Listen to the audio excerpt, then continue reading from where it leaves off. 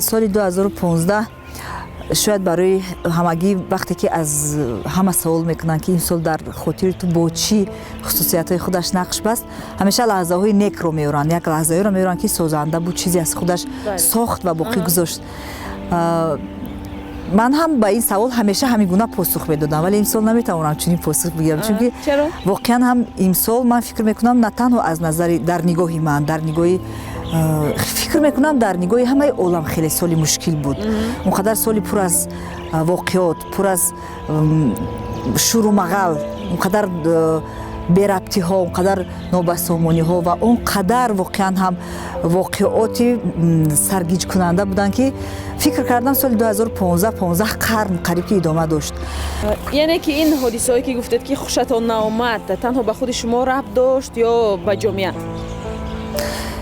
шояд аз он нигоҳ бошад, аз он назар бошад ки инсон ҳамеша дунёро аз ҳамун даричае ки худаш месозад мебинад ва ҳамин даричаро шояд ман ҳамин гуна сохтам. Вале аз оне ки масалан меравем дохили ҳамаи расонаҳо ва ҳамаи сайтҳо ва ҳамеша яъне ки назора дорем ва мушоҳида дорем дунёро, он чӣ ки дар дунё мегузарад ва он чӣ ки дар ҷомеа мегузарад, фикр мекунам ҷомеа оромиш надошт. яъне дақиқан метавонед аз ягон ҳодиса ном баред? шахсан ман имсол аз чӣ бештар нороҳат будам, аз чӣ бештар дар худам, дар олами худам мотам гирифтам, мотам зада шудам, рафтам воқеае ки масалан бо олони курдӣ рух дод. ҳамчун як шахси эҷодкор хеле зиёд, ҳамчун як модар, ҳамчун як фарде ки фарзандро ба дунё овардам ва тарбият кардам, дарди масалан модари олонро, дарди падари олонро ва дарди ҳамаи нафарони, ҳамаи модароне ки фарзанд доранд, онро дар худам таҳаммул кардам ки хеле мушкил буд.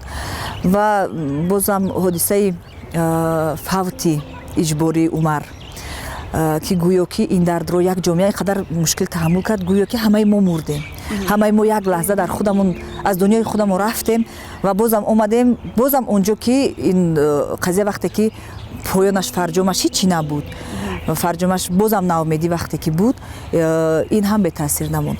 ва дар ҳаёти шахсии ман ҳам ба ҷуз амун талошҳое ки натиҷа надоштанд чизе набуд.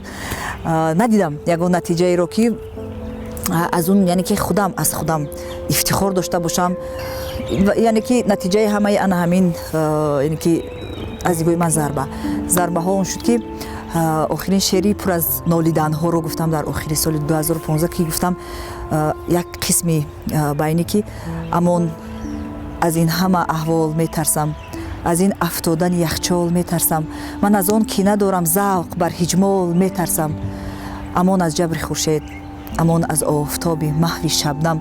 ва ҳамин гуна яъне ки ин шеър наҷот ном дорад ва ман наҷот хостам аз соле ки нав меояд, наҷот хостам ва наҷот металабам ки воқеан ҳам наҷот биёбем аз ҳамаи ана ҳамин бесару сомониҳо ва биравем дунёи оромиш. ва дар ин дунёи оромиш албатта нақшаҳо хеле зиёд ҳастанд.